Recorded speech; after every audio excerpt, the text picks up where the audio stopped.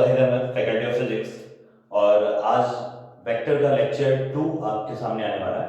ठीक है, तो थोड़ा सा ध्यान दीजिएगा, वेक्टर हम लोग पढ़ने चल रहे हैं। फिजिक्स की दुनिया में सबसे ज्यादा रिस्पेक्ट लेने वाला चैप्टर यही है, वेक्टर, क्योंकि ये पूरी फिजिकल क्वांटिटी को एक अलग दुनिया ही बना देता है।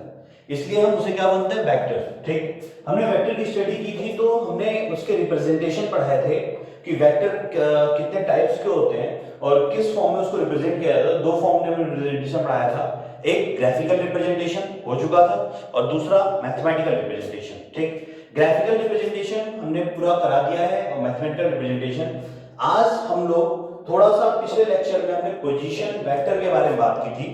ठीक है, और आज भी हम लोग थोड़ा सा वेक्टर के पोजीशन और डिस्प्लेसमेंट वेक्टर के बारे में बात करेंगे। तो थोड़ा ध्यान दीजिएगा और बहुत बारीकी से समझिएगा कि वेक्टर, क्योंकि वेक्टर के लिए बहुत सारे कमेंट्स आए थे मेरे यूट्यूब चैनल पे। मैं मेरे लेक्चर्स में भी सर थे कि सर आप वेक्टर पे वीडियो बनाइए, तो जिस वजह से वैसे भी लॉकडाउन में बहुत सारे बच्चे परेशान भी हैं, तो हम लोग वेक्टर्स पे बहुत सारे काम कर रहे हैं। तो ठीक है, आप वेक्टर देखिएगा, बहुत बेसिक चीजें आपको सीखनी है, क्योंकि वेक्टर्स में बहुत सारे बेसिक क्वेश्चंस ही आते हैं। तो ठीक है, ध्यान दीजिएगा, ध्यान क्या देने वाली बात है। ठीक है, कि अगर हम किसी वेक्टर को, जैसे मान लेते हैं सपोज ये आपका ए वेक्टर है, ए वेक्टर जो it is a mathematical representation, इसको हम क्या बोलेंगे, it is mathematical representation of vector. पढ़ा चुके हैं पिछले लेक्चर नंबर 1 में, ये लेक्चर 2 है, आज का लेक्चर 2 है, वेक्टर का लेक्चर नंबर 2 है। ठीक, तो पहले लेक्चर नंबर 1 में, ठीक है, हमने आपको बात किया हुआ है कि वेक्टर को कैसे रिप्रेजेंट करें, ये मैथमेटिकल। और ये जो आपको एरो के फॉर्म में और हेड के मतलब एरो के फॉर्म में बना हुआ है, ये है graphical representation, graphical representation of vector. ठीक है, अब इस सपोज करिए, ठीक है, कि हमने ग्राफिकल रिप्रेजेंटेशन की बात कर लेते। जैसे मान लें हमने बोला कि इट इज ए वेक्टर, इसका नंबर देते हैं, मान लीजिए जैसे हमने ले लिया कि इट इज 5 एफ मान लेते हैं, F vector equal to 5 newton. ठीक है, इसको हमने 5 न्यूटन टुवर्ड क्या लिखेंगे, इसको लिख सकते हैं towards north of east suppose. तो ये आपका ईस्टवर्ड हो गया और ये आपका नॉर्थ हो गया। ठीक है, पूरा पूरा लिखे 37 degree north of east suppose. ठीक है, एफ वेक्टर लिख दिया हमने, ये north of east, east of north, one vector, unit vector क्या होता है, किस तरह डेमोंस्ट्रेट किए जाते हैं किसी ग्राफिकल में, वो सारी चीजें आपको समझा दिया मैंने। ठीक है, तो थोड़ा सा ध्यान से देखिएगा और बहुत मजा आएगा। देखिए, हर चीजों की तह तक, मतलब देखिए, पढ़ाई का एक अपना रूल है कि हम पढ़ते समय अगर हमें, मेरे अंदर इंटरेस्टिंग, जैसे आप सिंपल सी बात समझिए कि आपको क्रिकेट खेलने, या मान लीजिए कुछ लोग पबजी भी खेलते हैं सपोज, तो पबजी खेलने, क्रिकेट खेलने के लिए आपको कभी भी घर वालों की परमिशन नहीं होती ना, मामा मैं या पापा मैं जा रहा हूं क्रिकेट खेलने, पबजी खेलने।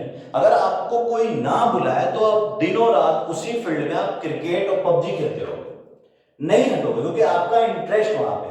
तो luckily physics, chemistry, mathematics, biology, जो भी आपके सब्जेक्ट्स हैं, जो इंपॉर्टेंट सब्जेक्ट्स हैं, अगर इनमें एक बार इंटरेस्ट आ गया तो फिर दुनिया की कोई ताकत आपको रोक नहीं पाएगी आपके सिलेक्शंस, आपके टारगेट, आपके अचीवमेंट से।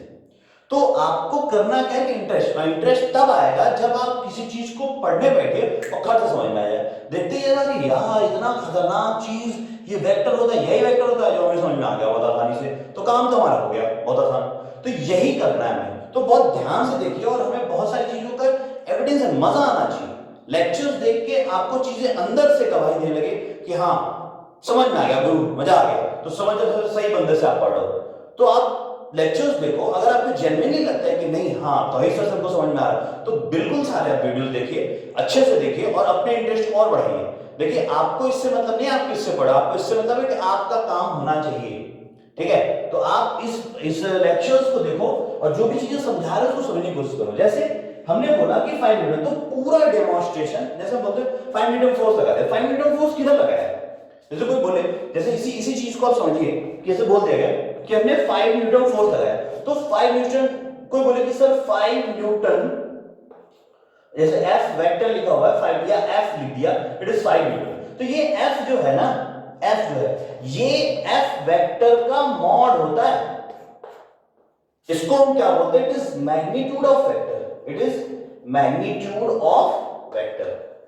ये जो F वेक्टर का मॉड है, इस F वेक्टर के मॉड को हम सीधा F लिखते हैं, इसलिए लिखा F न्यूटन। सीधा सीधा हमने क्या लिखा? F is equal to force equal to 5 newton. तो ये सिर्फ और सिर्फ वेक्टर का मैग्नीट्यूड है।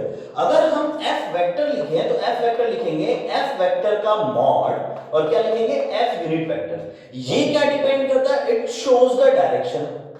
सब लेक्चर 1 में बताया गया, इट शोज द डायरेक्शन। और सच मानिए कि आपको वेक्टर पढ़ना है तो लेक्चर 1 to 3 ही देखना है, बाकी तो क्वेश्चंस के रिप्रेजेंटेशन है। लेकिन जनरली अगर आपको वेक्टर सीखना है तो लेक्चर 1 to 3 आप देख लोगे, आपका वेक्टर क्लियर रहेगा। तो लेक्चर 1 अपलोड हो चुका है, 2 आज जाएगा और लेक्चर 3 इसके बाद जाएगा। तो आप लोग लेक्चर 1 to 3 देखिए, बहुत इंपॉर्टेंट वेक्टर के लिए, ठीक है। तो ये क्या होगा? It shows the direction, only direction, it shows the only direction. सिर्फ ओनली क्यों? क्योंकि ये इसकी value, it's value is unity.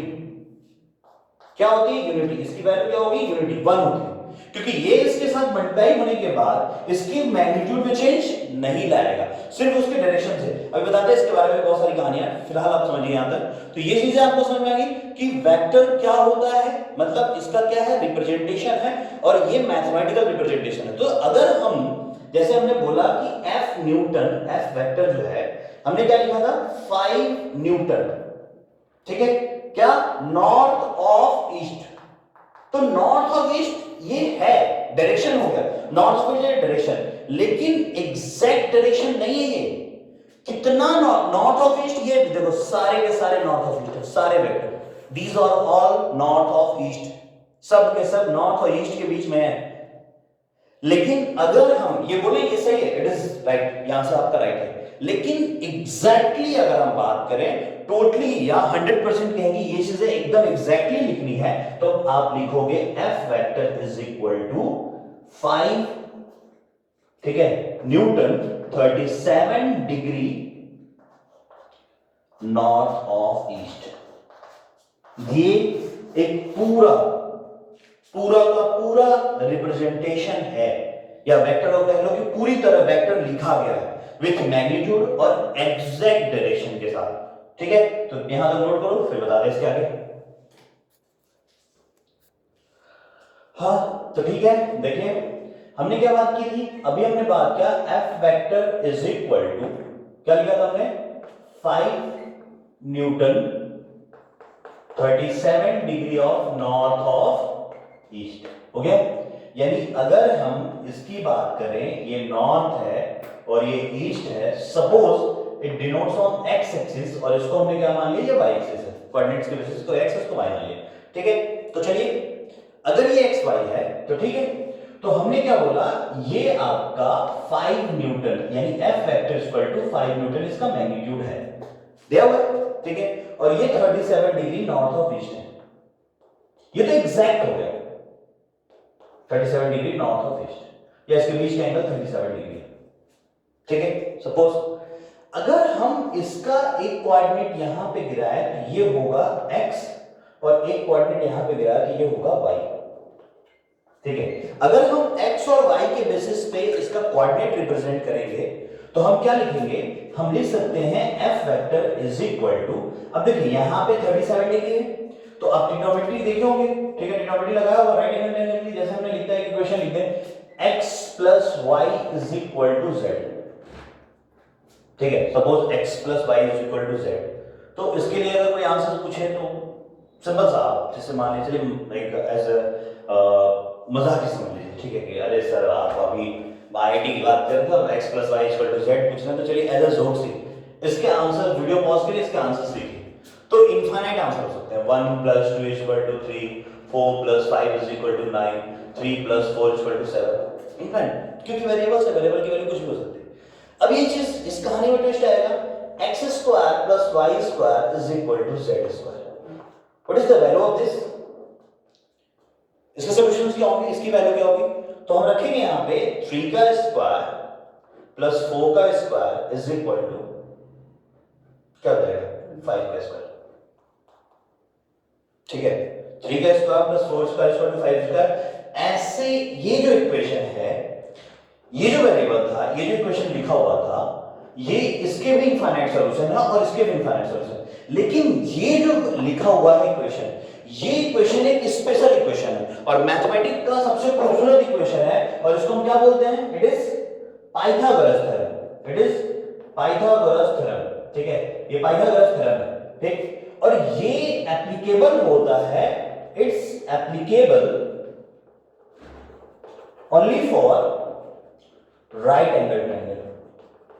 Right angle triangle, ठीक है, ये सिर्फ और सिर्फ राइट एंगल ट्रायंगल के लिए अप्लाई होता है। ठीक है, तो जैसे अब यहां पे अगर हम किसी राइट एंगल ट्रायंगल के लिए, तो अगर तुम बोलोगे कि सर राइट एंगल ट्रायंगल, तो ये भी एक राइट एंगल ट्रायंगल है, ये x है, ये y है, z है, तो हाँ ये अप्लाई होगा, यानी x का square plus y square is equal to z square. ठीक है, ये ट्रायंगल ऐसा होगा तब भी ये x और y ये z है, तभी यहां पे क्या ये इक्वेशन अप्लाई करेगा। दुनिया के किसी भी राइट एंगल ट्रायंगल के लिए इक्वेशन अप्लाई करेगा। लेकिन ये एक स्टैंडर्ड फॉर्मूला है, इसका डेरिवेशन देखोगे तो आप सोचोगे यार ऐसा कैसे हो सकता है, ये तो चलो ठीक है समझ में आ रहा है, इसका स्क्वायर इज दैट, लेकिन इसके लिए इन सब के लिए ऐसा कैसे हो सकता है? ये x है, ये y है, ये z है, तो ऐसा कैसे यहां पे ऐसे कैसे हो जाएगा? इसका स्क्वायर प्लस इसका स्क्वायर दैट स्क्वायर। लेकिन इस चीज को भी बताते हैं। ठीक है, फिलहाल आप देखिए, तो अब राइट एंगल ट्रायंगल में अगर हम इसको थीटा मान लेते हैं, ठीक है, कोई भी राइट एंगल ट्रायंगल को हम ले लिए, ये थीटा मान लिए, तो जो थीटा से सबसे बड़ी साइड होगी इसको बोलेंगे हाइपोटेनस। इससे जो इसके जो बेस, मतलब जिससे ये लगा होगा थीटा, वो होगा बेस, और थीटा के जस्ट सामने वाला होता है परपेंडिकुलर। ठीक है, ठीक, तो ये क्या हो जाएगा? अगर राइट एंगल ट्रायंगल है तो थीटा से लगा हुआ बेस होगा। ठीक है, ये क्या हो जाएगा? बेस, इसको बी से डिनोट करेंगे। ये होगा हाइपोटेनस, इसको हम एस से डिनोट करेंगे। ये होगा परपेंडिकुलर, ठीक है, इसको हम पी से डिनोट करेंगे। ठीक है, यहां तक कोई दिक्कत नहीं, ये परपेंडिकुलर, हाइपोटेनस और ये। ठीक है, अब देखो ध्यान से, ठीक है, यहां तक की बात, ये चीजें आपकी हो गई। अब इसके बाद क्या करोगे? अगर हम बात करें ट्रिग्नोमेट्रिक फंक्शन की, तो ट्रिग्नोमेट्रिक में आप देखोगे अगर साइन थीटा की बात करते हैं तो sine theta is equal to क्या होता है? इधर तो फॉर्मूला पता होगा। ठीक है, क्या हो जाएगा? Perpendicular upon hypotenuse. cos theta is equal to क्या हो जाएगा? बेस अपॉन हाइपोटेनस, और tan theta is equal to क्या हो जाएगा? Perpendicular upon base. ठीक, ये होता है, इतना आपको पता है। आप सिंपल मैथमेटिक्स में पढ़ेंगे या कभी 11th में जब आप एंट्री करेंगे तो आपको मैथमेटिकल टूल्स के नाम पे कुछ चीजें पढ़ाई जाएंगी, तो जो बेसिक्स टर्म्स है वो हम आपको सिखाते हैं। तो अब आप देखोगे यहाँ पे, तो ये थीटा 37 यहाँ लगा हुआ है, तो इससे जो लगा ये क्या है? बेस। ठीक, ये अब देखिए राइट एंगल ट्रायंगल किधर ट्रीट कर रहा है, तो ये हो गया 90 डिग्री। ठीक है, ये 90 हो गया, तो ये आपका हो गया परपेंडिकुलर, ये हो गया हाइपोटेनस और ये हो गया बेस। ठीक है, तो अगर हम इसको मान ले ओरिजिन, इसको मान ले ए, इसको मान लेते हैं ए, ठीक है, इसको मान लेते हैं बी और इसको मान लेते हैं सी। ठीक, तो ओबी की वैल्यू, ठीक है, ठीक है, ठीक है, अब देखिएगा थोड़ा सा, ओबी की वैल्यू क्या है? एक्स। ठीक है, ये ओबी क्या माना है हमने? एक्स। ठीक है, और ओसी जो है, ओसी पैरेलल है एबी की, ये रहा आपका ओसी और ये रहा एबी, तो ओसी पैरेलल टू एबी और इसकी वैल्यू जो है वो किसके बराबर होगी? वाई की। ठीक, और ओए क्या हो जाएगा? इसको मान लेते हैं जेड, इसको क्या मान लेंगे? जेड। ठीक, ये क्या हो जाएगा? जेड। ठीक, अब ध्यान दीजिएगा, ये आपका ओबी है, ये आपका एबी है और ये आपका क्या हो जाएगा? ओए। ठीक है, अब ध्यान दीजिएगा यहां पे। ठीक है, ये आपका जो आपका ये OX OB, ये x है, ये आपका बेस है। ठीक है, AB जो है वो परपेंडिकुलर है और ये इस ट्रायंगल, ये एक राइट एंगल ट्रायंगल है, यानी OAB is a right angle triangle. क्या है? एक राइट एंगल ट्रायंगल। ठीक है, क्लियर है आपको? ये राइट एंगल ट्रायंगल है। तो अब यहां पे आप अगर ट्रिग्नोमेट्रिक फंक्शन लगाओगे तो मान लेते हैं sin 37 की वैल्यू कितनी हो जाएगी? तो sin 37 की वैल्यू क्या होती है? परपेंडिकुलर अपॉन हाइपोटेनस, तो परपेंडिकुलर अपॉन हाइपोटेनस, तो परपेंडिकुलर की वैल्यू क्या हो जाएगी? AB। ठीक है, यानी किसके बराबर? अपॉन हाइपोटेनस क्या है? OA। ठीक, तो AB वैल्यू किसके बराबर है? AB equal to y। ठीक, तो sin 37 इज इक्वल टू क्या हो जाएगा? y बाई OA की वैल्यू कितनी है 5 न्यूटन, अभी लिखा है हमने इट इज 5 न्यूटन, तो हमने क्या रख दिया 5 न्यूटन। ठीक, तो y की वैल्यू कितनी हो जाएगी, y की वैल्यू हो जाएगी 5, ठीक है, sin 37 डिग्री। ठीक है, ठीक, बात समझ में आ गया। ठीक है, अब इस चीज को हम cos ट्रिग्नोमेट्रिक फंक्शन लगाते हैं, तो ठीक है cos का टर्म यूज कर लीजिए, ठीक है, सपोज कर लीजिए, ठीक है, हम यहाँ पे cos लगा लेते हैं। तो अगर हम बात करें cos 37 डिग्री की, तो cos 37 इक्वल टू हो जाएगा, क्या होता है, बेस अपॉन हाइपोटेनस, बेस मतलब OB, और अपॉन हाइपोटेनस क्या हो जाएगा, हाइपोटेनस क्या है OA। ठीक, तो OB की वैल्यू क्या है, OB इज इक्वल टू हो जाएगा आपका x, और OA क्या है 5, तो x की वैल्यू हो जाएगी 5 cos 37 डिग्री। तो एक चीज नोटिस करिएगा आप, ठीक है, कि अगर ये 5 न्यूटन वेक्टर है, OA इज अ वेक्टर, तो इसका जो थीटा वाला बेस कंपोनेंट है, ठीक है, जिसपे थीटा लगा हुआ है, जिसपे OB है, ठीक है, तो ये वाले पे जो कंपोनेंट आया वो कौन सा है x, और ये कौन सा है cos कंपोनेंट, और जो ये वाला है AB यानी पैरेलल टू क्या OC, AB is parallel to OC, यानी जितनी वैल्यू AB की होगी उतनी वैल्यू क्या होगी और AC की भी होगी। तो ये जो वेक्टर है ये क्या है 5 sin थीटा। अगर ये वेक्टर x है तो थीटा वाला कंपोनेंट होगा cos कंपोनेंट, और उसके परपेंडिकुलर वाला जो कंपोनेंट होगा sin कंपोनेंट। इसी को रिजोल्यूशन ऑफ वेक्टर बोलते हैं। बात समझ आया? इस वेक्टर को दो पार्ट्स में, दो कोऑर्डिनेट में तोड़ने को क्या बोला जाता है, इट इज कॉल्ड एज, क्या बोला जाता है इसको, रिजोल्यूशन ऑफ वेक्टर। इसको क्या बोलेंगे हम, रिजोल्यूशन ऑफ वेक्टर। ध्यान दीजिएगा, बहुत सिंपल फॉर्म से समझा रहे हैं, बहुत बारीकी चीज है। आज के जो लेक्चर 2 है ये सबसे यादगार लेक्चर आपके लिए होगा, बहुत अनोखी चीज हम बताने जा रहे हैं।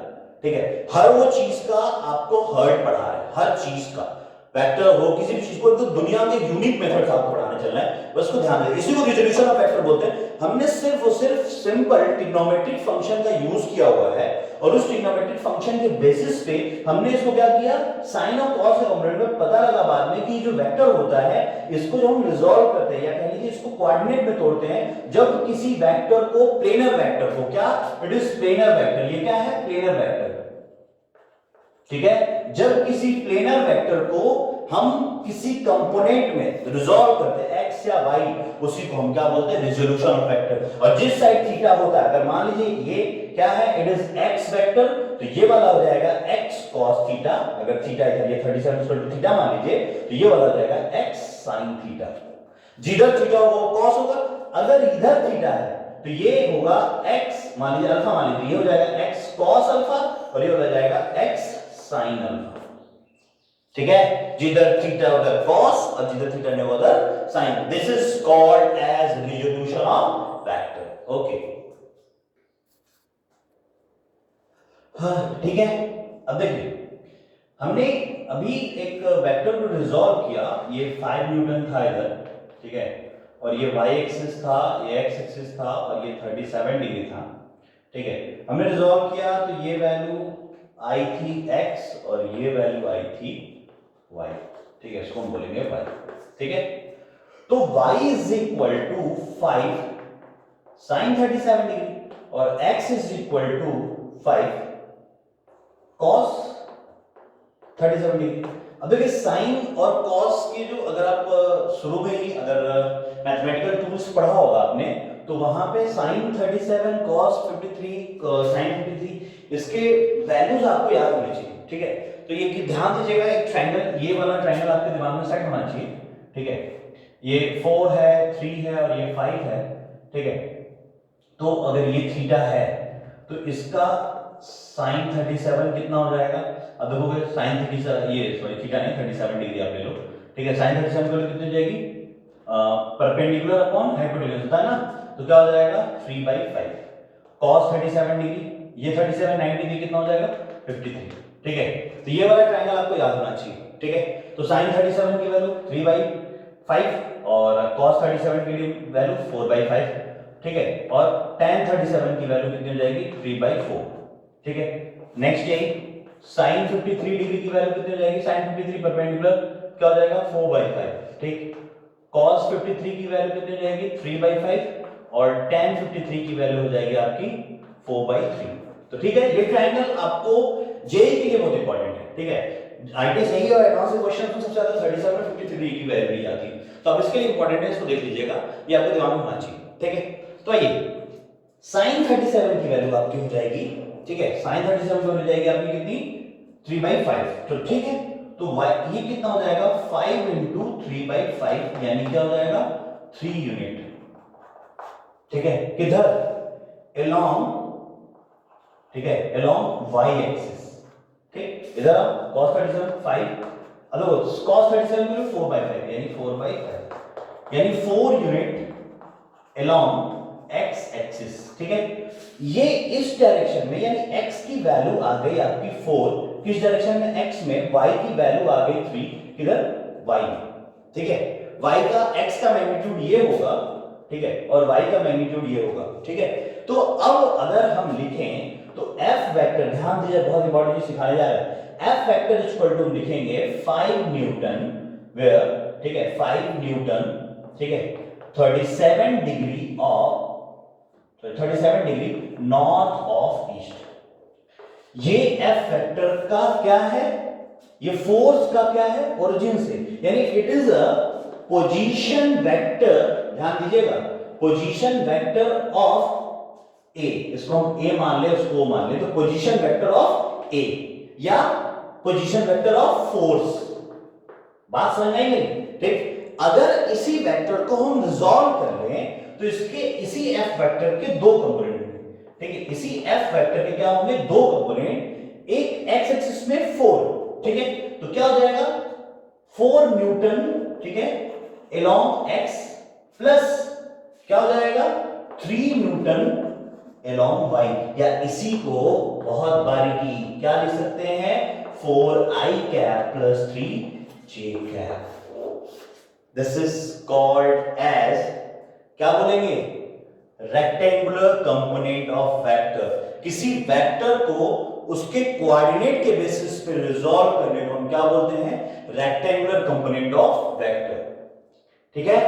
बात हमारे हिसाब से आपके दिमाग में बैठ जानी चाहिए, बहुत इंपॉर्टेंट टर्म है, यानी हम अगर किसी फोर्स के बारे में बात कर रहे हैं तो सिंपल सी बात समझिएगा, अगर हम लिखा 10 या 5 न्यूटन, ठीक है, या force equal to 5 newton toward north of, या क्या लिखेंगे 37 डिग्री नॉर्थ ऑफ ईस्ट, या इसी को लिख सकते हैं F vector equal to 4i cap plus 3j cap, या सीधा सीधा लिखोगे क्या, मतलब अगर ये 37 डिग्री नॉर्थ ऑफ ईस्ट नहीं भी लिखना चाहे तो क्या लिखोगे सिर्फ 5 न्यूटन नॉर्थ ऑफ ईस्ट, ठीक है, ये भी आप लिख सकते हो एफ वेक्टर। ये इसका क्या है एफ वेक्टर, जो इसका मैग्नीट्यूड होता है, it is a position vector. Position vector हमेशा ओरिजिन से उस पॉइंट वेक्टर की दूरी होती है, ठीक है, और वो जो पोजीशन वेक्टर आपका होता है वो कंपोनेंट का पाइथागोरस थ्योरम की वैल्यू निकालते हैं, ये x स्क्वायर मतलब x पे जो वैल्यू है उसका स्क्वायर, इसका मैग्नीट्यूड स्क्वायर प्लस इसका मैग्नीट्यूड स्क्वायर इक्वल टू इसके मैग्नीट्यूड के स्क्वायर के बराबर होता है, ठीक है। तो अभी पिछली बार हमने थोड़ा सा इक्वेशन पे लिया था x square plus y square, उसको भी थोड़ा सा हम सॉल्व करते हैं, ध्यान दीजिएगा, ठीक है। नेक्स्ट इसको लिखिए तुरंत, हाँ ठीक है। देखिए हमने अब जैसे किसी भी f वेक्टर को हमने रिप्रेजेंट किया किसी प्लेन में x y है और इसका एक कंपोनेंट x है एक कंपोनेंट y है, तो f वेक्टर मान लीजिए कुछ magnitude along that of that, या नॉर्थ ऑफ ईस्ट, ये नॉर्थ है ईस्ट है तो नॉर्थ ऑफ ईस्ट, या इसी को लिखना चाहे तो f वेक्टर इक्वल टू क्या हो जाएगा उसका जो ये वाला कंपोनेंट यानी x i cap plus y j cap, यानी इसको हमने क्या कर दिया रिजॉल्व कर दिया, इसको रेक्टेंगुलर कंपोनेंट में तोड़ दिया, ठीक है। तो एक चीज अभी हमने थोड़ी सी बात की थी पिछले टॉपिक में थोड़ी देर पहले पाइथागोरस थ्योरम की, ठीक है।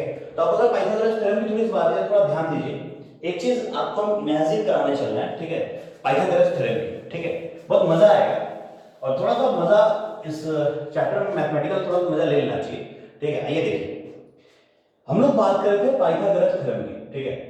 तो यहां पे हमने बोला कि ये एप्लीकेबल यानी ये इक्वेशन जो x square plus y square equal to z square, ये तीन वेरिएबल के जो इक्वेशन होते हैं z स्क्वायर, ठीक है, ये x y और z, ठीक है, ये किसी भी राइट एंगल ट्रायंगल के एप्लीकेबल है, ठीक है, जहां पे ये मान लीजिए ये x है ये y है z है, या ये x ये y ये z कोई भी हो सकता है, ठीक है, ये एप्लीकेबल कैसे होता है, इट इज स्टैंडर्ड फॉर्मूला, ठीक है। तो कैसे होता है थोड़ा देखिएगा ध्यान से। अगर हम मान लें, ठीक है, इस चीज को समझने के लिए, ठीक है, जैसे मान लेते हैं एक लाइन, ठीक है, इस लाइन पे, ठीक, इस लाइन का कोई भी कंपोनेंट मान लीजिए, ये चलिए छोटा सा कंपोनेंट हमने इसको x ले लिया, इट इज x, और ये वाला कंपोनेंट मान लेते हैं y ले लिया, इट इज y, ठीक है। अगर हम ये फॉर्मूला इस x और इस y के लिए एप्लीकेबल कर दे, मतलब ये जो x y ये राइट एंगल ट्रायंगल, तो ये x एक वेरिएबल है, y एक वेरिएबल है, और x स्क्वायर यहां पे जो एक सिंपल सा वेरिएबल दिया हुआ है x और y square equal to z square, अगर ये इस x और इस y के लिए अप्लाई हो गया तो दुनिया में किसी भी x और किसी y के लिए एप्लीकेबल हो सकता है, ठीक है, ध्यान दीजिएगा। तो अब क्या करेंगे, इस जो एक लाइन है, ये जो एक सेगमेंट है, टुकड़ा है, अगर हम इस पे ये चीज अप्लाई कर दिए तो दुनिया के किसी भी x और y वेरिएबल पे अप्लाई कर सकते हैं। तो चलिए इसका एरिया ले लेते हैं, तो ठीक है, जितना ये लाइन है इसका एरिया लो, ठीक है, एरिया ऐसे ड्रॉ, ठीक है, ये x है तो इसको भी x होगा, ये y होगा, ठीक है, ये x है तो ये क्या होगा, ये x होगा और ये y होगा, ठीक है, ठीक, ये आपका ये x होगा और ये y, ठीक है।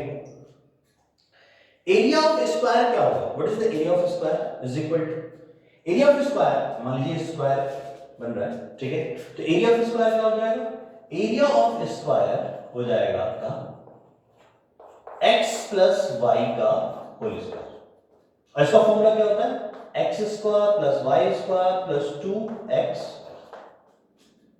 हो जाएगा, ठीक। अब एरिया ऑफ स्क्वायर, ठीक है, सिंपल से कोई बात नहीं, ठीक है, अब इसको ऐसे मैच करो, ये हो गया,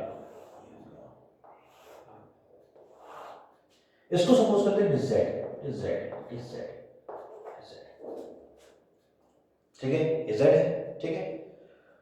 तो अगर हम बात करें आपसे कि एरिया ऑफ स्क्वायर जो होगा वो x प्लस वाई का होल स्क्वायर होता है, और ये जो बड़ा एरिया ऑफ स्क्वायर है ये क्या, इसको क्या लिख सकते हैं हम इसको लिख सकते हैं इज इक्वल टू लिख सकते हैं क्या 4 इंटू, ठीक है, क्या एरिया ऑफ ट्रायंगल, देखो ये चार ट्रायंगल है, 1 2 3 और 4, लिख सकते नहीं, एरिया ऑफ स्क्वायर हम लेते 4 into area of triangle plus area of smaller square,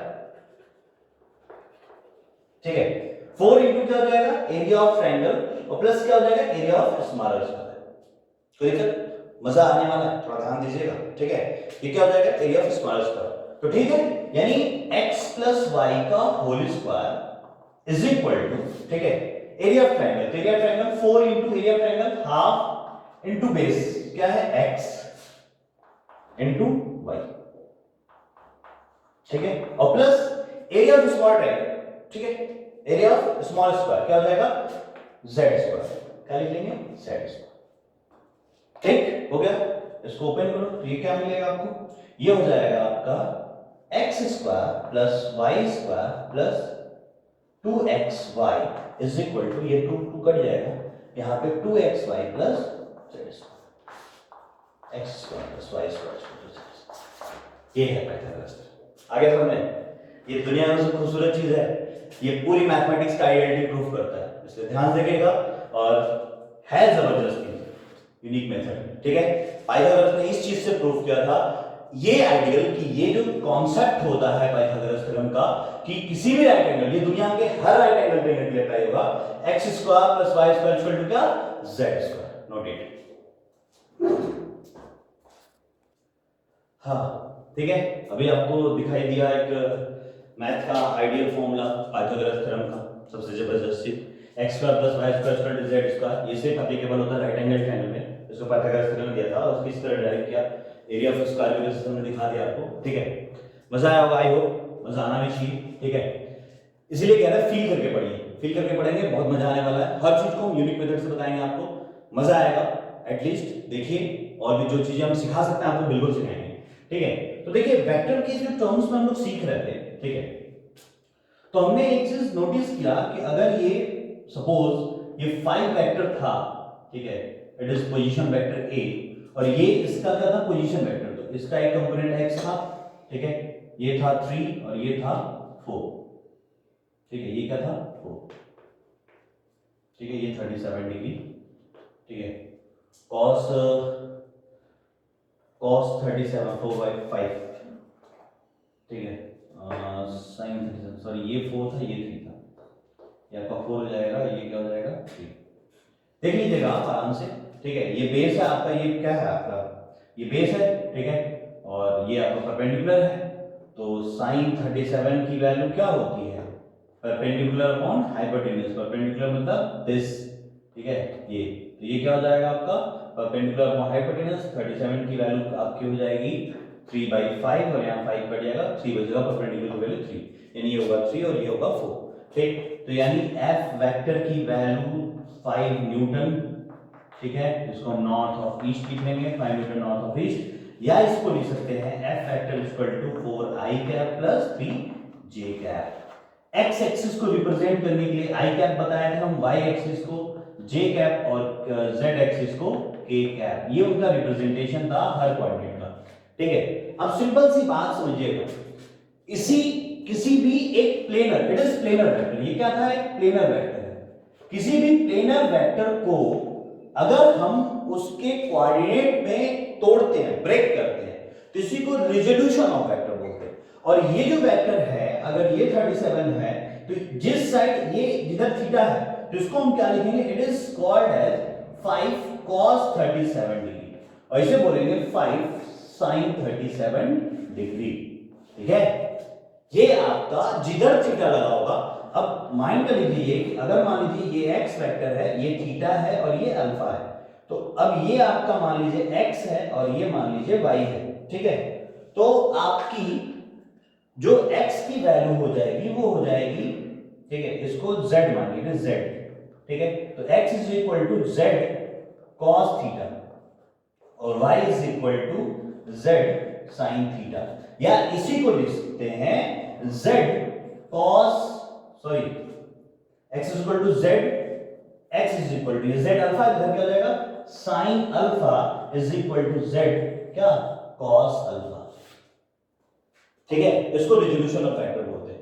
अब ये तो किसकी बात थी, टू डायमेंशंस की, किसी भी दो कोऑर्डिनेट्स में उसको डायरेक्ट करना, ये क्या है, टू डायमेंशंस पोजीशन वेक्टर या उसका रेक्टेंगुलर कोऑर्डिनेट वेक्टर। अगर वो 3D में है, ठीक है, ये अब इसका कोऑर्डिनेट लिखिए, जैसे a का कोऑर्डिनेट लिखोगे, सपोज इसी चीज को आप देखो, हमने a वेक्टर का पोजीशन वेक्टर लिखा, ये यहां से 4 और यहां से क्या था, ये चला इधर 4 और ये चला 3, तो इसका मतलब कोई वेक्टर ओरिजिन से 5 सीधा चला, ठीक। अगर हम इसके डिस्प्लेसमेंट ज्ञात करें तो मान लीजिए 5 मीटर, ये 4 मीटर और ये 3 मीटर, तो सपोज वो एक प्लेन में 5 मीटर चला, तो हम उसको कह सकते हैं कि वो x में पहले 4 मीटर चला और y में 3 मीटर चला, और इसका वेक्टर सम वो क्या हुआ, उस प्लेन में 5 मीटर चला। सिंपल सी बात समझो आप, इस बात को समझना होगा इमेजिनेशन में। एक ब्लॉक है, suppose it is a block, एक ब्लॉक है, ठीक है, ये ब्लॉक आपका ना, इस पे हमने एक फोर्स इधर लगाया 4 न्यूटन का, इट इज 4 न्यूटन, ठीक है, तो ये 1 सेकंड में चलेगा, सपोज करिए हमने 4 न्यूटन लगाया और वो 1 सेकंड में 4 मीटर चला, या हमने जितना भी मान लीजिए 10 न्यूटन फोर्स लगाया, जो भी लगाया, तो जो भी फोर्स लगाया उसमें 4 मीटर वो चला x पे, ठीक। उसके बाद ब्लॉक यहां पहुंच गया, फिर इस पे 3 न्यूटन का फोर्स लगाया या कुछ फोर्स लगाया, ये 3 मीटर यहां चला, ठीक है। तो हमने एक फोर्स ये लगाया, एक फोर्स ये लगाया, इन दोनों फोर्स, मान लीजिए चलिए हमने इधर 4 न्यूटन फोर्स लगाया, सपोज करिए कुछ डिस्प्लेसमेंट हुआ, हमने यहाँ 3 न्यूटन फोर्स लगाया, कुछ डिस्प्लेसमेंट हुआ, ठीक। तो जितना ये टोटल डिस्प्लेसमेंट हुआ है इस पॉइंट ए से पॉइंट बी, डिस्प्लेसमेंट का मतलब होता है अपनी जगह से शिफ्ट कितना हुआ, इसका डिस्टेंस जो चला वो ये चला और ये चला, डिस्प्लेसमेंट का मतलब अपनी जगह से शिफ्टिंग। तो जो जिस पॉइंट पे आप हो उससे जहां जा रहे हो उसका जो सबसे शॉर्टेस्ट लाइन होगा, this is called as displacement. बात समझ में आ गई, सबको समझ में आ गई। Displacement is a vector quantity, displacement को क्या बोलते हैं, एक वेक्टर क्वांटिटी है, ठीक है। हमने बता चुका है कि डिस्प्लेसमेंट और डिस्टेंस, डिस्टेंस का मतलब देखिए दो चीजों में, देखिए आपको ये चीज पढ़ने के लिए 9th 8th पता होगा, लेकिन फिर भी कॉन्सेप्ट क्लियर नहीं होते, लोग 12th तक पढ़ जाते हैं, 12th का लोग आईटी में पहुंचते हैं, आईटी की प्रिपरेशन के लिए पहुंचते हैं, उन्हें बहुत सारी चीजों में डिफरेंशिएशन नहीं पता होता। तो आप ध्यान दीजिएगा, डिस्टेंस और डिस्टेंस का मतलब क्या होता है आपको पता है, जनरली आपके दिमाग में चल, लेकिन इसको किस तरह बोलना है कि सामने वाला बंदा समझ में आए, यही चीज तो है, यही टेक्निक आपको समझेंगे। तो डिस्टेंस का मतलब the trajectory of path acquired by an object, जिस ट्रेजेक्टरी ऑफ पाथ से ऑब्जेक्ट चल रहा है उसे हम क्या बोलेंगे, डिस्टेंस। जैसे एक ऑब्जेक्ट ऐसे ऐसे ऐसे चला, एक यहां से ऐसे चला यहां पहुंच गया, ठीक है। और डिस्प्लेसमेंट का मतलब वो अपने पोजीशन से, अपने पॉइंट से कितना शिफ्ट हुआ, वो उसका क्या होगा, डिस्प्लेसमेंट। तो इसका डिस्प्लेसमेंट ये होगा, बस सुनना, मतलब ये इस पॉइंट से इतना क्या होगा, शिफ्ट हो गया, दिस इज कॉल्ड डिस्प्लेसमेंट। तो डिस्प्लेसमेंट आपका कितना आ जाएगा, 5। डिस्प्लेसमेंट क्या हो जाएगा, 5। मतलब क्या हुआ, क्या हमने देखा कि हमने डिस्प्लेसमेंट जब इस शॉर्टेज डिस्टेंस के बारे में बात की तो हमने निकाला कि इसका स्क्वायर प्लस इसका स्क्वायर दोनों को वेक्टर से हमने किया तो क्या मिला, इस AB वेक्टर का, यानी इसका क्या, डिस्प्लेसमेंट का स्क्वायर, ठीक है। तो ये एक प्लेनर वेक्टर है और जब 5 चला हमने क्या नोटिस क्या किया, ध्यान देने वाली बात है, ठीक है। ये 5 कैसे आया, हमने जब इस पे इतना चला और इतना चला, सपोज, ठीक है, इसको ध्यान दीजिए और सिंपल सी बात समझिएगा, ठीक है, ठीक है, ध्यान दीजिए यहां पे। जैसे हम अगर बात करें, ठीक है, कि ये जो आपका है, ठीक है, हमने इस पे 4 न्यूटन फोर्स लगाया तो बॉडी यहां पहुंची, ठीक है, बी पे, फिर 3 न्यूटन लगाया तो पहुंची ए पे, ठीक है। यहां पे 3 न्यूटन फोर्स लगाया तो बॉडी पहुंची ए पे। ये किस पे लगाया था, जे कैप पे लगाया था, और ये किस में लगाया था, आई कैप पे, ठीक है। तो बॉडी हमारी यहां से यहां पहुंची, अलग अलग हमने बारी बारी से फोर्स अप्लाई किया।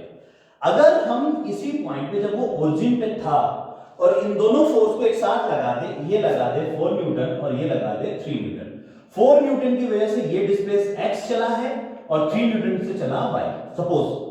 तो अगर हम दोनों को एक साथ लगा दे, बात समझिएगा मेरा, यहीं पे पैरेललोग्राम लॉ आपको समझ में आएगा।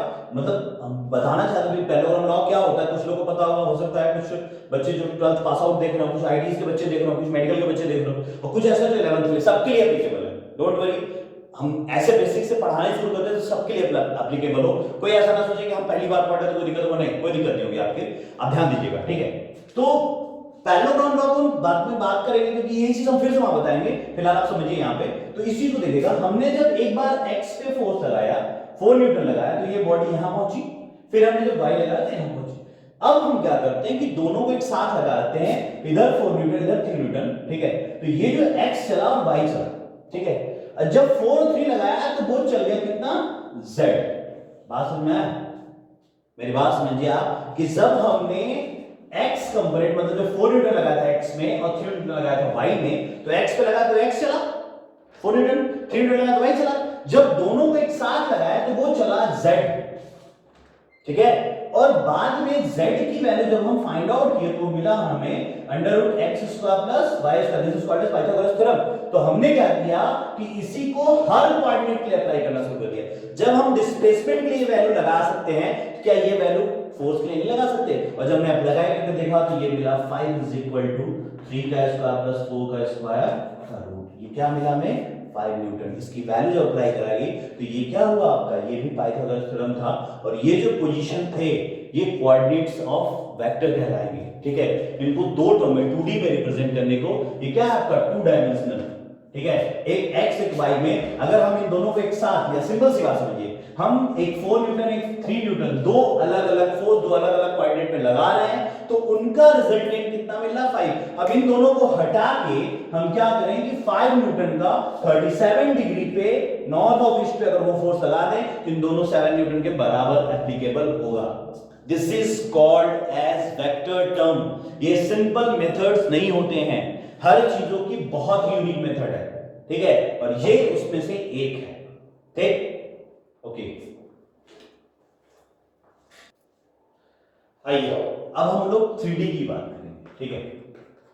अब 3D में जैसे सपोज करिए, ठीक है, हमें क्यूब ड्रॉ करते हैं, ठीक है, क्यूब, ठीक है, ये x, ये y एक्सिस, ये x एक्सिस, ये z एक्सिस। देखिए हमने पहले लेक्चर 1 में आपको बता चुका है कि x y z एक कोऑर्डिनेट होता है, ठीक है। ये जरूरी नहीं है कि ऐसे ही ड्रॉ हो, ठीक है, वो ऐसे भी हो सकता है x और y, लेकिन ये जरूरी है कि ये तीनों आपस में 90 डिग्री हो, ये जरूरी, ठीक है। ये 100% श्योर है कि ये हमेशा 90 degree, these are all perpendicular to each other, ये तीनों के तीनों दूसरे से परपेंडिकुलर होंगे, ठीक है। तो तो एक यहाँ पे क्यूब ड्रॉ करते हैं, ठीक है, ध्यान दीजिएगा।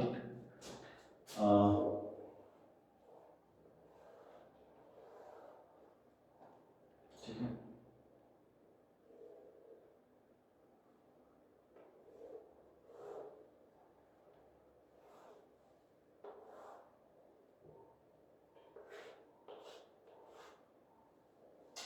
क्यूब बन गया आपका, ठीक है, ये आपका एक्स वाई और जेड, ठीक है, ये वो क्यूब बन गया, ठीक है। सपोज करते हैं, ठीक है, इसको ऐसे बना लिया ताकि आपको लगे कि क्यूब मुझे कोऑर्डिनेट में रखा हुआ है, ठीक है, ये आपका क्यूब बन गया, ठीक है। इसका एक साइड x है, ठीक है, ये साइड y है और ये साइड z है, इट इज क्यूब, ये क्या है, क्यूब, ठीक है। वैसे आप लोग वो मिरर क्यूब और 3D क्यूब खेलते हैं, वो कोई क्यूब माने, ठीक है, सपोज कर लीजिए, ठीक है। चलिए इमेजिनेशन, ये x है, अगर हम इस पॉइंट का कोऑर्डिनेट लिखें, ध्यान दीजिएगा, इसमें हम इट इज सॉरी a और ये b था, ये आपका c था, ये d था और ये e था, f था और ये g था, इसे, ठीक है, अगर देखा होगा आपने, ठीक है। ये इसका, ठीक है, नोटिस करने वाली बात है, ये इसका पोजीशन वेक्टर ऑफ OA हो गया था, इसको हमने बोला था इट इज y, इसको बोला था इट इज x और इसको बोला था इट इज z, तो ये भी क्या होगा y, ठीक है, ये भी क्या होगा z, ठीक है, और ये भी क्या होगा x, ठीक है, तो दिक्कत नहीं यहाँ पर, ठीक है, ये भी z है, ये भी x होगा, ये भी x और ये भी x होगा, ठीक है, ये भी z है, ये भी z है, तो ये भी z होगा और ये भी y है, ये भी y है, तो ये भी y, ये भी y, ऐसे होगा हर जगह, ठीक है, तो कोई घबराने वाली बात है। अब आप नोटिस करो कि OD जो ये था OD, ठीक है, OD वेक्टर, अगर हम इसको वेक्टर, पोजीशन वेक्टर, तो ये हो जाएगा under root x square plus y square, देखो ये x, ये OD है यहां से यहां तक, ठीक है, तो अगर OD की हम बात करें यहां से ना, तो ठीक है, OD अगर आप यहां से ड्रॉ करोगे तो ये होगा OD, ध्यान देना, ये OD वेक्टर, ये तुम्हारा OE वेक्टर है और ये तुम्हारा OB वेक्टर है, ठीक है, तो ये तुम्हारा OD वेक्टर है, तो OD की वैल्यू ये हो जाएगी, ठीक। दूसरा OB वेक्टर की वैल्यू हो जाएगी अंडर रूट, ठीक है, OB की वैल्यू जाएगी under root x square plus z square और OE वेक्टर की वैल्यू हो जाएगी, ये OB है, OE वेक्टर की वैल्यू हो जाएगी अंडर रूट क्या, y square plus z square, ठीक है। ये आपका प्लेनर जहां पे 2D में कोई चीज दो कोऑर्डिनेट में काम करेगी, ठीक है, तो अगर हम OD वेक्टर को लिखना चाहें, ये तो उसका मैग्नीट्यूड होगा, अगर हम OD वेक्टर को लिखना चाहें तो हम लिखेंगे क्या, OD को क्या लिखेंगे,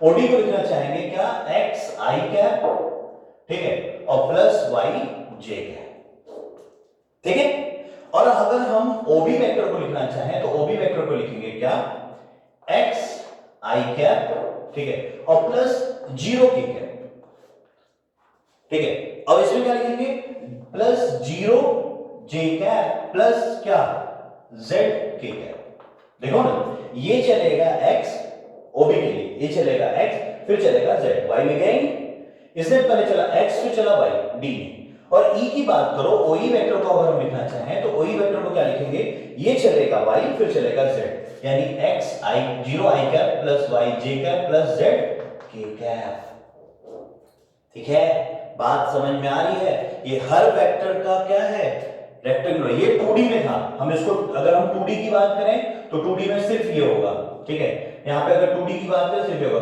अगर हम इसे 3D लिखना चाहें तो हम लिखेंगे x i cap plus y j cap plus 0 k cap, यहाँ लिखेंगे x i cap plus 0 j cap plus z k cap, और इसको भी लिखेंगे क्या, 0 i cap plus y j cap और प्लस z k कैप, और इसके मैग्नीट्यूड ध्यान दो, मजा, OD का मैग्नीट्यूड यानी हम क्या लिखेंगे, ये OD वेक्टर है, आ रहा समझ में, ध्यान देना, ठीक है, यहाँ पे हम पूरा 2D वेक्टर समझा ले रहे हैं, फिर 3D तरफ सीधा बोलते चलेंगे, ठीक है। तो अगर हम बात करें यहाँ पे, ठीक है, ठीक है, आप देखोगे अगर हम OD वेक्टर की बात करें तो OD वेक्टर आया x i cap plus y j cap plus 0 k cap, in 3D, in 2D भी लिख सकते हो, कोई दिक्कत नहीं, 2D लिख लो, ठीक है, x i cap plus y j cap, ठीक, और OD वेक्टर का जो मैग्नीट्यूड है ठीक है, वो क्या आया है, under root x square plus y square, हो गया।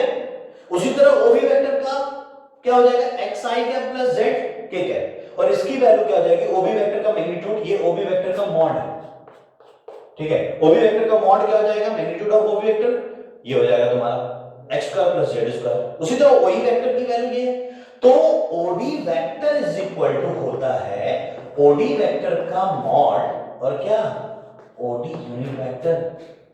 तो ओडी यूनिट वेक्टर को डिमोंस्ट्रेट करने के लिए या दिखाने के लिए हम लिख सकते हैं OD vector upon OD vector का मैग्नीट्यूड। तो ओडी यूनिट वेक्टर की क्या वैल्यू हो जाएगी तुम्हारी क्या, x i cap plus y j cap upon under root x square plus y square. This is direction of OD vector.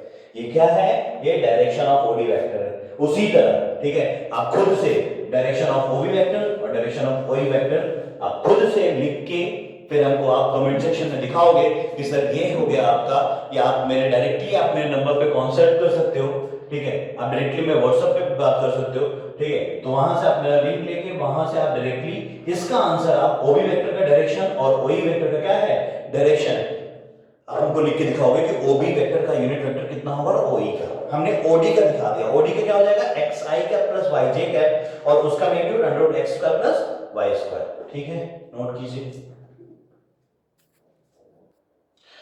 ठीक है, देखो अब इस चीज को देखो, यहां पे ये इसका ओडी पोजीशन वेक्टर था, ये इसका, अब ए की बात करो, ये है ए, ठीक है।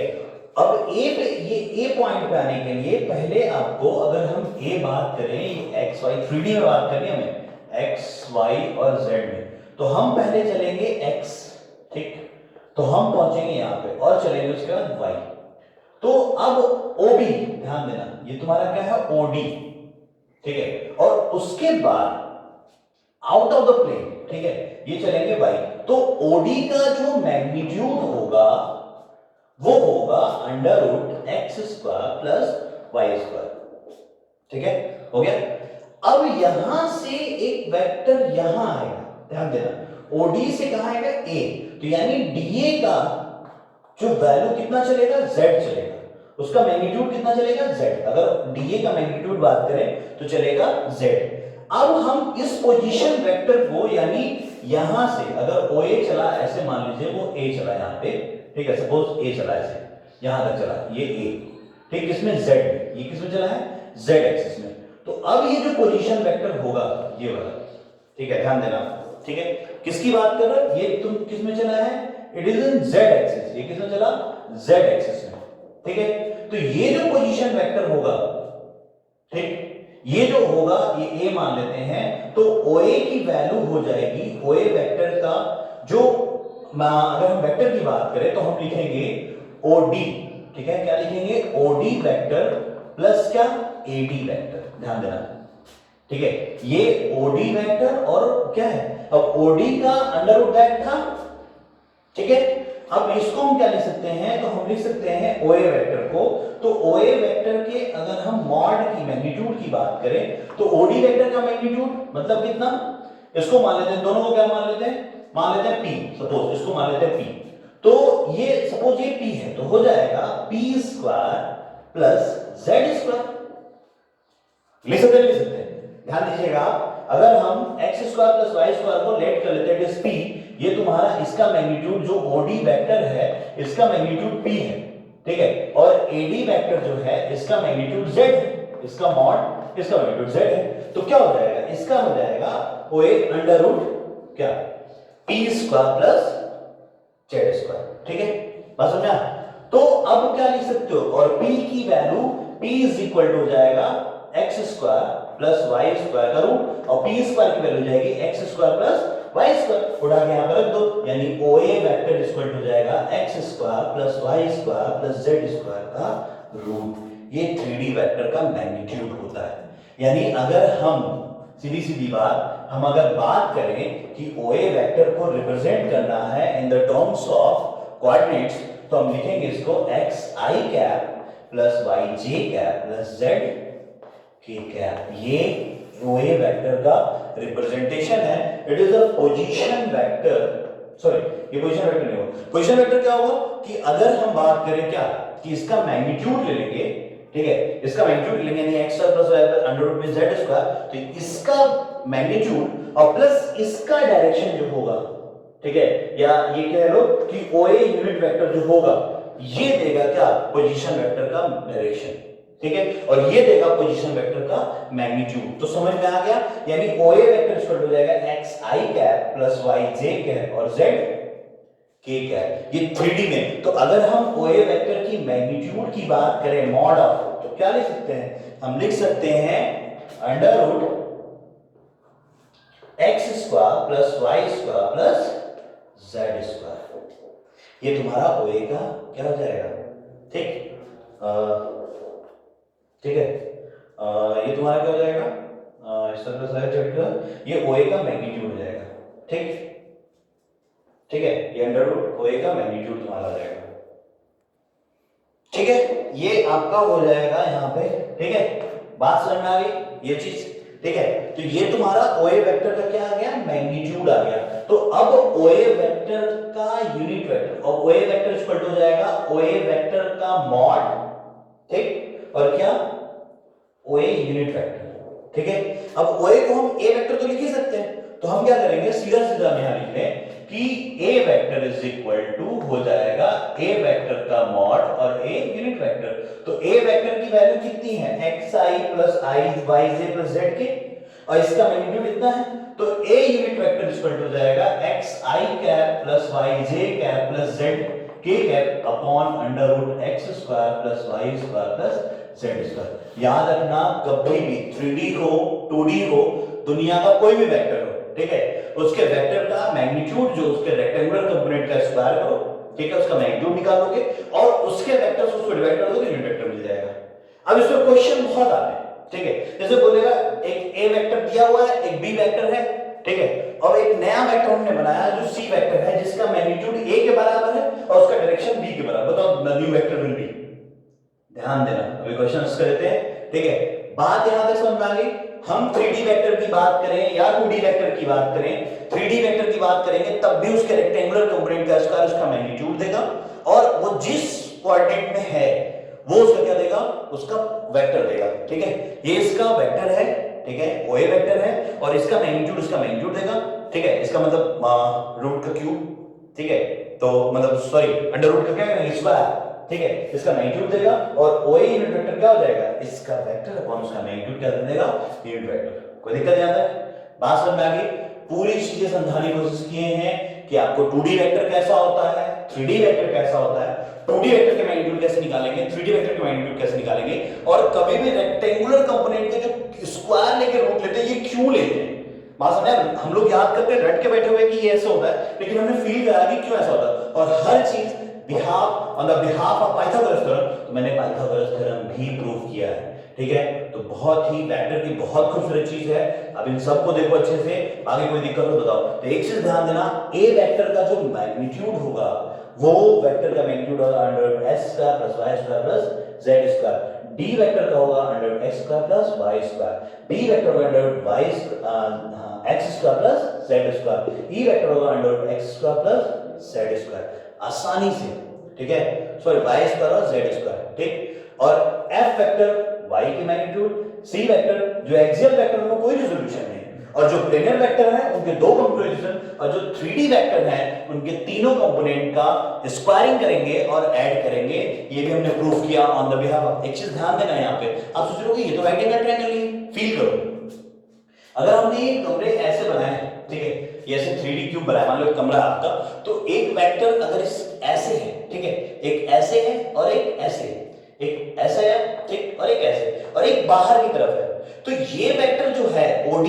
ये OD था जो आपका OD है, तो A वेक्टर क्या है, इसके बाहर है, ठीक है, ये वेक्टर ऐसे था और ये इसके बाहर है, तो देखो इन दोनों में कितना एंगल बना, ठीक है, सपोज मैं दिखा रहा हूं, आप देखिएगा ध्यान से, ये दो मार्कर है, ठीक है, ये आपका OD वेक्टर दे रहा है, ठीक, और ये आपका DA वेक्टर है, ठीक है, DA वेक्टर क्या है, बाहर की तरफ, ये DA वेक्टर देखो ना ये बाहर की तरफ आया था, तो ये DA वेक्टर क्या है, ये बाहर की तरफ आया है, ठीक, तो OD वेक्टर ये DA वेक्टर, तो देखो दोनों थीटा कितना है, दिख रहा है 90 डिग्री, तो DA वेक्टर का स्क्वायर और plus AD vector, sorry OD vector का स्क्वायर, ये O है, ओरिजिन है, तो इसको O मानेंगे, ठीक है, ये O है तो OD का स्क्वायर प्लस AD का स्क्वायर, और OD वेक्टर का जो है value under root x square plus y square है, तो OD वेक्टर का स्क्वायर यानी under root x square plus y square क्या आ जाएगा, x square plus y square, और DA वेक्टर यानी z स्क्वायर तो हो जाएगा x square plus y square plus z square, यानी तीनों कंपोनेंट का OA वेक्टर का जो मैग्नीट्यूड होगा वो होगा x square plus y square plus z square, जो प्लेनर है उनको दो प्लेन के कंपोनेंट का स्क्वायर, जो एक्सियल है उनके सिर्फ उन्हीं के कंपोनेंट होंगे,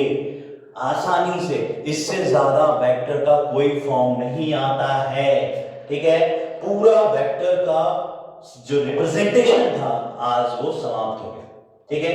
और भी जो कुछ होगा वो चीजें हम समझाते चल रहे हैं, और सबसे इंपॉर्टेंट चीज जो मैथमेटिकल पार्ट्स होती है वो होती है पाइथागोरस थ्योरम, और हमने पाइथागोरस थ्योरम की हर चीज आपको सिखा दी, ठीक है। हर एक का पोजीशन वेक्टर, प्लेनर, एक्सियल और जो 3D वेक्टर है सब कुछ समझा दिया आपको, आसानी से आप वेक्टर को देखो और इसको सॉल्व करो, ओके। फिर देखते हैं अभी,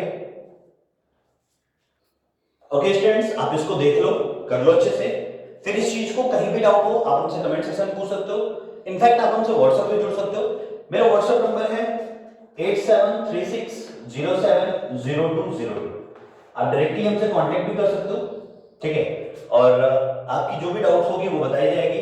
वैसे इनफैक्ट मैं faculty of physics MRS student में पढ़ाता हूँ, ठीक है, सीधा दुर्गापुर वाराणसी, आपको वहां IIT और नीट की पूरी प्रिपरेशन कराई जाती है। आई होप आपको वहां पे ट्रस्टेबल, मैं इतना आपको ट्रस्ट दिलाता हूं कि फिजिक्स में पूरी चीजें सीखने पूरी सिखाऊंगा मैं, अच्छे से आपको फिजिक्स में खेलना सिखाऊंगा, ट्रस्ट कीजिए। जो भी चीज आपको कहीं भी डाउट आएंगी वो डायरेक्टली आप हमसे कंसल्ट कीजिए, हर चीज का, हर एक चीज का एक बेसिक कॉन्सेप्ट होता है, आप उस कॉन्सेप्ट पे काम करेंगे, बिलीव कीजिए बहुत मजा आने वाला है, ओके। गुड लक, अपने प्रिपरेशन कीजिए, जो भी आपकी चीजें हैं, आप IIT की तैयारी कर रहे हो, नीट की तैयारी कर रहे हो, बोर्ड की तैयारी कर रहे हो, जो भी चीजें आप कर रहे हो, ठीक है, उस चीज की प्रिपरेशन करो, कहीं भी कोई डाउट आता है तो कंसल्ट करो, okay. Thank you, good luck.